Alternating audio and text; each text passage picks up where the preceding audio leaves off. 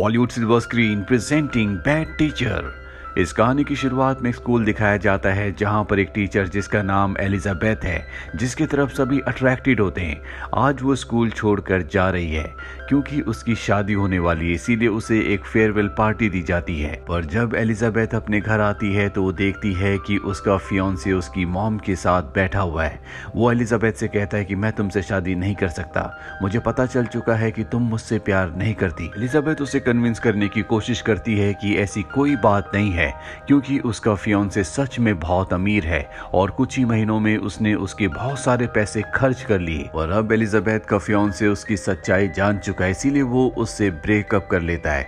Elizabeth को अपने survival के लिए एक बार फिर से टीचर की जॉब करनी पड़ती है। और जब एलिजाबेथ का स्कूल में पहला दिन होता है तो उसकी मुलाकात एक दूसरी टीचर से होती है जिसका नाम एमी है।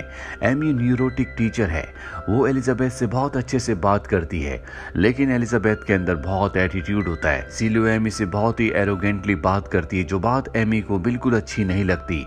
और स्कूल के पहले दिन ही ये दोनों एक दूसरे के खिलाफ हो जाते हैं। एलिजाबेथ इसके बाद क्लास में जाती है जहां पर उससे स्टूडेंट्स से कोई भी मतलब नहीं है, हालांकि स्टूडेंट्स उसकी तरफ अट्रैक्टेड होते हैं। सबसे पहले वो वहां पर खाना खाती है और इसके बाद बच्चों से अपनी जान छुड़ाने के लिए वो उन्हें एक फिल्म देखने के लिए कहती है और खुद अपनी जैकेट को अपने चेहरे पर लपेट कर सो जाती है।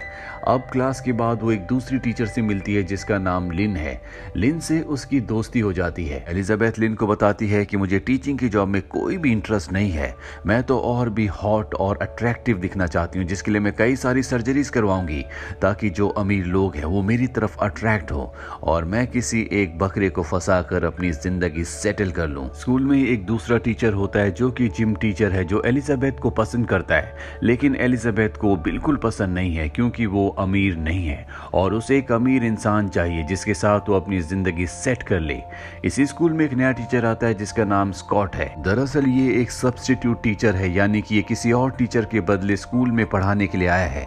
एलिजाबेथ को पता चल जाता है कि ये हैंडसम होने के साथ साथ बहुत अमीर भी है, इसीलिए एलिजाबेथ उसके पास जाती है और अपनी अदाएं दिखाते हुए कहती है क्योंकि तुम स्कूल में नए हो इसीलिए मैं तुम्हें स्कूल दिखाना चाहती हूँ। और उससे बातों बातों में पूछ लेती है कि वो सिंगल है, लेकिन पहले उसकी एक गर्लफ्रेंड थी और एलिजाबेथ उसकी फोटो देखना चाहती है। स्कॉट जब अपनी एक्स गर्लफ्रेंड की फोटो दिखाता है तो पूरी तरह से हताश हो जाती है क्योंकि उसकी एक्स गर्लफ्रेंड बहुत ही सुंदर और बहुत हॉट थी। और अब एलिजाबेथ तय कर लेती है कि वो किसी भी कीमत पर अपनी सर्जरी करवाएगी ताकि वो पहले से भी ज्यादा अट्रैक्टिव दिख सके। रात को वो एक बार में जाती है जहां पर एक आदमी होता है, वो उसकी तरफ अट्रैक्ट हो रहा होता है। एलिजाबेथ को लगता है कि ये अमीर आदमी है, पर जब उसे पता चलता है कि ये तो मात्र एक थेरेपिस्ट है तो एलिजाबेथ उसे अपने आसपास भी नहीं फटकना चाहती। एलिजाबेथ की एक ही डिमांड होती है कि उसे अमीर आदमी चाहिए। अब एलिजाबेथ एक डॉक्टर के पास जाती है और बताती है कि उसे अपनी सर्जरी करवानी है। डॉक्टर बताता है कि सर्जरी के लिए तुम्हें $9,000 देने होंगे। ये सुनकर वो पूरी तरह से हताश हो जाती है क्योंकि $9,000 उसके लिए एक बहुत बड़ी कीमत है। उसके पास 9,000 तो क्या $900 भी नहीं है। और अब वो अपने सभी जान पहचान वालों से पैसे मांगती है, लेकिन उसे कोई भी पैसे नहीं देता और थक हार कर वो अपने एक्स फियांसे को कॉल करती है और कहती है कि तुमने मुझसे एंगेजमेंट तोड़ी थी, इसलिए तुम्हें मुझे $9,000 देने होंगे और ये मैं अय्याशी के लिए नहीं बल्कि एक सर्जरी के लिए मांग रही हूँ। लेकिन वो पहले ही उसका बहुत सारा पैसा खा चुकी है, इसीलिए उसका एक्स फियांसे साफ साफ मना कर देता है, जिससे वो गुस्से में उसे उल्टा सीधा बोलना शुरू कर देती है। पर अब उसके सारे रास्ते बंद हो चुके हैं, उसे कुछ भी समझ नहीं आ रहा होता। और अगले दिन जब वो स्कूल में क्लास में बैठी होती है तभी 7th ग्रेड की स्टूडेंट उसके पास आती है और कहती है कि हम सारे के सारे क्लासमेट इस बार कार वॉश के लिए जा रहे हैं और अगर आपको भी कार वॉश के लिए आना हो तो आप भी अपनी कार लेकर वहां पर आ सकती हैं। एलिजाबेथ उसकी बात ध्यान से सुन भी नहीं रही होती और जब वो बताती है कि पिछली बार जब हम सभी स्टूडेंट्स ने कार वॉश किया था तो हमने $6,000 कमाए थे। ये सुनते एलिजाबेथ के कान खड़े हो जाते हैं। वो कहती है कि तुम्हें लीड कौन करता है। वो बताती है कि हमें लीड करने वाली टीचर टीचर का नाम एमी है, जो एलिजाबेथ को बिल्कुल पसंद नहीं करती क्योंकि एलिजाबेथ ने उससे बहुत ही रूडली बात की थी। और अब वो प्रिंसिपल के पास जाती है और कहती है कि इस बार मैं इस टीम को लीड करना चाहती हूँ। और प्रिंसिपल को अपनी बातों से, अपनी अदाओं से रिझाकर वो एमी को बाहर करके स्टूडेंट्स की कार वॉश की टीम की लीडर बन जाती है। और जब कार वॉश का टाइम आता है तो बहुत ही सेक्सी कपड़े पहनकर आती है, सब उसे देखते रह जाते हैं। और यहाँ पर वो बच्चों के पेरेंट्स की भी कार को वॉश करती है और उनसे एक्स्ट्रा पैसे मांगती है और बताती है कि बच्चों की पढ़ाई के लिए हमें और भी फंडिंग की जरूरत है। सब उसी को देख रहे होते हैं, यहाँ तक कि पुलिस वाले जब उसे देखते हैं तो वो भी उससे नजर नहीं हटा पाते और आगे वाली गाड़ी में टक्कर मार देते हैं। एलिजाबेथ ने यहाँ पर बहुत सारे पैसे कमा लिए हैं। एमी उसे देख लेती है और प्रिंसिपल के पास जाकर कहती है कि मुझे लगता है कि एमी कमाए हुए पैसों में से कुछ पैसे चुरा रही है। लेकिन प्रिंसिपल कहता है कि तुम्हें इस बात का सबूत देना होगा। एमी के पास कोई भी सबूत नहीं होता। वहीं एलिजाबेथ के पास कुछ पैसे तो आ गए हैं, लेकिन ये उतने पैसे नहीं है जिससे वो अपनी सर्जरी करवा सके। अब एलिजाबेथ को पता चलता है कि स्टूडेंट्स का एक स्टेट टेस्ट होने वाला है और जो भी क्लास उसमें सबसे ज्यादा मार्क्स लेके आएगी उस क्लास की टीचर को 5000 कुछ डॉलर्स मिलेंगे। इसलिए एमी तय करती है कि अब वो अपने स्टूडेंट्स को सीरियसली पढ़ाना शुरू करेगी। वो सबको पढ़ाना शुरू करती है। दरअसल वो उन्हें एक नॉवेल पढ़ा रही होती है, लेकिन टेस्ट में अब कुछ ही वक्त बचा है, इसीलिए बच्चे टेस्ट देने के बाद भी उसे जीत नहीं पाते। लेकिन ये फर्स्ट राउंड होता है, अभी फाइनल राउंड होना बाकी है और एलिजाबेथ किसी भी कीमत पर 5000 डॉलर्स कमाना चाहती है ताकि वो अपनी सर्जरी करवाकर और भी अट्रैक्टिव दिख सके। पर बच्चों का स्टेट टेस्ट में फर्स्ट आना बहुत मुश्किल है क्योंकि उनके पास इतना वक्त नहीं है कि वो सारे के सारे तैयारी कर सके। एलिजाबेथ एक प्लान बनाती है और तय करती है कि वो क्वेश्चन आंसर की जो शीट्स हैं उन्हें चुरा लेगी ताकि वो बच्चों को उसी चीज की तैयारी करवाए जो एग्जाम में क्वेश्चंस आएंगे।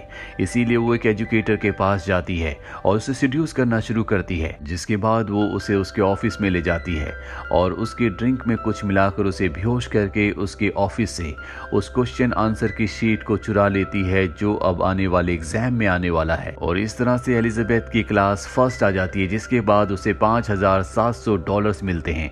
अब उसके पास इतने पैसे हैं कि वो अपनी सर्जरी करवा सके। और इससे पहले कि वो अपनी सर्जरी करवाती उसे पता चलता है कि स्कॉट और एमी एक दूसरे को डेट कर रहे हैं।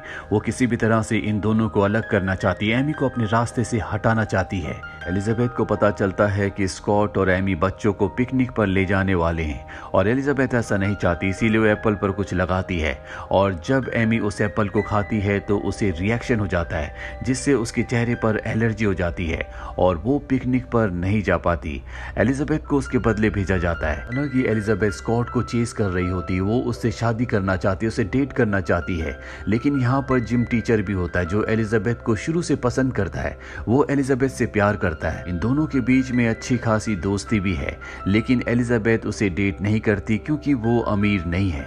अब रात को दिखाया जाता है कि एलिजाबेथ और स्कॉट एक ही कमरे में होते हैं जहां पर एक दूसरे के क्लोज होते हैं और वो सब कुछ रिकॉर्ड करके एलिजाबेथ एमी को सेंड कर देती है ताकि उन दोनों का ब्रेकअप हो जाए। एमी को ये पता चल चुका होता है कि उसके चेहरे पर जो एलर्जी हुई है वो एलिजाबेथ की वजह से हुई है, इसीलिए वो उसका पर्दाफाश करना चाहती है।